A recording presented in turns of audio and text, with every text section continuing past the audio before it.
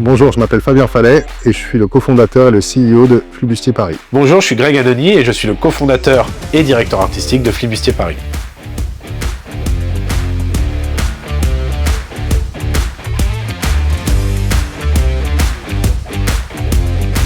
Flibustier Paris, c'est une marque de bijoux rock. L'histoire a commencé il y a 15 ans.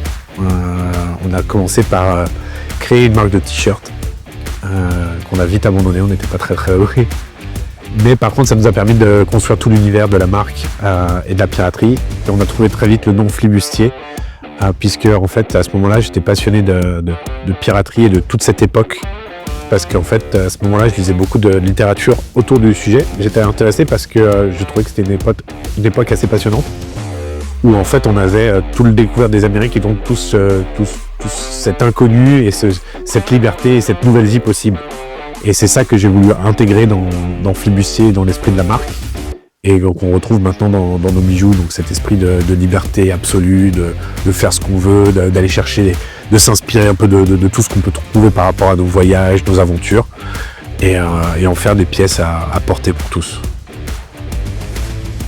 Dès le début, on a lancé l'aventure avec mon cousin et un ami, Julien. Et ensuite, on a été rejoint par un autre associé et surtout par ma sœur qui est encore maintenant la directrice d'opération. On a commencé dans un tout petit bureau. On avait vraiment la place pour moi. Le bureau, j'avais mon bureau, il avait son bureau en face et il montait les bijoux sur son bureau et moi je m'occupais du site. Et voilà, puis au fur et à mesure, on a grandi, et puis maintenant on a des locaux un peu plus sérieux, on a un atelier avec à peu près une dizaine de personnes. Tout est fabriqué dans nos ateliers en région parisienne. On a un atelier avec une bijoutière, des monteuses. On fait travailler des fondeurs qui sont sur Paris et en région parisienne. C'est moi qui gère tout le design, que ce soit des idées, des concepts, jusqu'à la réalisation. Donc on utilise beaucoup les nouvelles technologies comme l'impression 3D. Donc du coup, ce qui fait que toute la partie modélisation, elle est réalisée sur ordinateur maintenant. C'est-à-dire que je sculpte plus à la main sur des blocs de cire comme ça pouvait se faire traditionnellement. Moi, je passe tout de suite par l'ordinateur et par les sculptures en 3D. Ça a été toujours un souhait dès le départ, même si c'est vraiment pas facile tous les jours. Nous, on voulait monter une société, une marque de bijoux made in France, parce qu'on voulait déjà ce savoir-faire un peu français qui fait la renommée un peu mondiale de la France. Et également, on voulait quand même pouvoir faire un peu, apporter un peu notre pierre à l'édifice au niveau français, c'est-à-dire participer un peu à l'économie française sans faire des bijoux en Chine et puis les importer. On avait vraiment cette volonté propre de faire ça ici et puis on a plutôt pas mal réussi. On essaye toujours de tendre à éliminer tout ce qui est ultra polluant, c'est-à-dire que comme tu le disais, le packaging on l'a changé maintenant, on a enlevé le cuir, on travaille essentiellement avec du coton. Pareil, donc le calage, tout ça, on essaie d'avoir des matériaux essentiellement biodégradables. On essaye de penser à chaque fois au mieux pour la planète. Flibustier Paris, on est distribué par une trentaine de magasins un peu partout en France, et je crois qu'il y en a un aussi en Belgique, il me semble. Et après, on a notre magasin flagship, comme on dit, qui est à Paris dans le 4e arrondissement, 15 rue du Bourg-Thibourg, qui est notre jolie boutique du Marais. Et ensuite, on vend en ligne sur flibustierparis.com. C'est vrai qu'on a la chance de rencontrer beaucoup d'artistes avec qui on peut soit collaborer, soit faire des pièces, soit ils sont clients. Donc c'est des artistes essentiellement de l'univers rock, mais c'est très varié. On a travaillé là, on a fait une bague avec Landmarks qui a été un succès fou en collaboration pour le coup, qui est un super groupe qui cartonne partout en ce moment et avec qui on a été très ravis de faire une très jolie bague. On a Kirk Hammett de Metallica qui est client chez nous, qui essaye de passer à la boutique chaque fois qu'il est présent sur Paris. On a habillé les Chaka Ponk, ça pour moi c'était un groupe que j'adorais, donc c'était une grosse fierté de les rencontrer. C'est même devenu des amis. On a CC qui est le figurant l'égérie dans notre dernière publicité sur la collection Bonnie & Clyde avec Laura.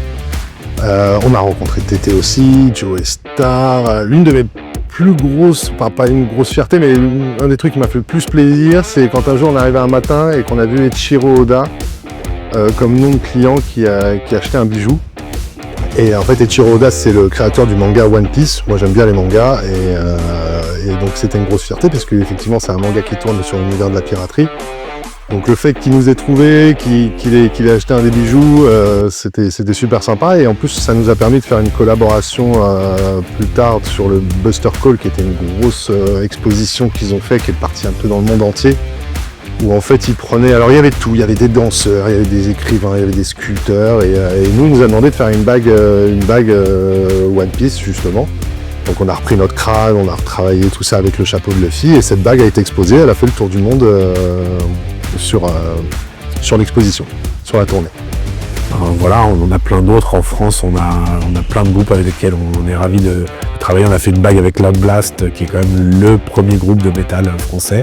C'est vrai qu'on a l'avantage de rencontrer beaucoup d'artistes et de pouvoir mener à bien plein de projets de collaboration. Ne serait-ce que de lier des amitiés avec eux, ce qui est toujours super sympa, quoi. Marilyn Manson, c'est la dernière collab qu'on fait là en fait avec Blade Hats. Blade Hats fait un chapeau pour Marilyn Manson. Et du coup, nous, on fait tous les éléments qui vont composer le chapeau. Donc là, en ce moment, on a des lames de rasoir gravées Marilyn Manson qui sont en production. Nous, on adore travailler en collaboration. C'est vraiment un exercice que moi, j'aime particulièrement parce que ça me permet de cadrer la créativité et de donner un cadre, ce qui est assez fort pour tout ce qui est le travail créatif. Et du coup, j'essaie d'en faire un maximum. Donc on en a fait avec des grosses marques comme Ubisoft dans le milieu du jeu vidéo. On a fait une gamme de bijoux pour Assassin's Creed, on a fait une gamme pour Ghost Recon. On a travaillé aussi avec Square Enix au Japon. On a fait une collection de bracelets pour le jeu Final Fantasy.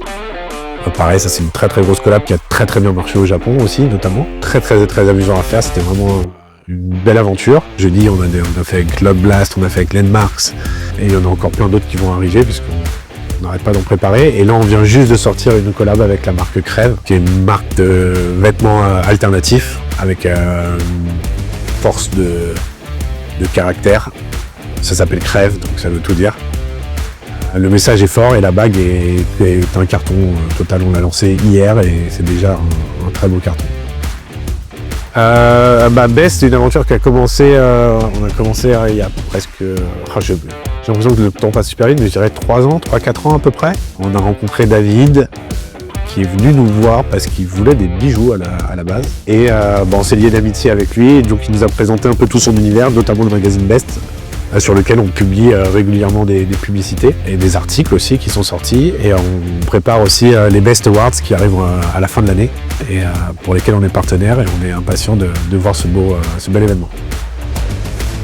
Le futur, on va continuer les collabs. On va sûrement en 2026, je sais pas quand encore, ça c'est... on est en train de réflexion, mais on aimerait bien rouvrir des nouvelles boutiques.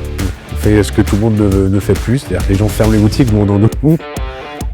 Donc voilà, on voudrait peut-être ouvrir une nouvelle boutique physique, et puis c'est surtout après l'expansion à l'international. On continue de pousser, on a le Japon qu'on a commencé l'année dernière et qu'on va essayer de concrétiser cette année. L'Allemagne aussi notamment, et ça va nous tenir sur toute l'année au moins.